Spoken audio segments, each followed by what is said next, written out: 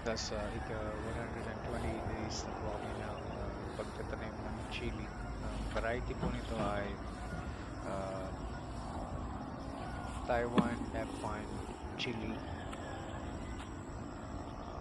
at naka-schedule po kaming mamitas ngayong araw na to. Hopefully makakuha kami ng at least 100 kilos of chili ngayong araw.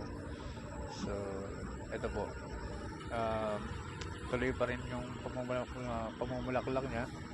Ang problema nga lang is medyo uh, hindi pa po umuulan. Mag-isang buwan na pong walang ulan dito sa area namin.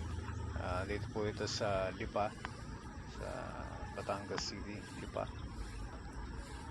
Hopefully, pag umulan, baka regenerate ulit ng panibagong supang or talbos, yung mga sili. And since tuloy-tuloy naman yung bulaklak na, hopefully mag-produce at magtuloy ulit at bumunga pa rin. So, siguro mga March or April, tuloy pa rin po itong sili namin.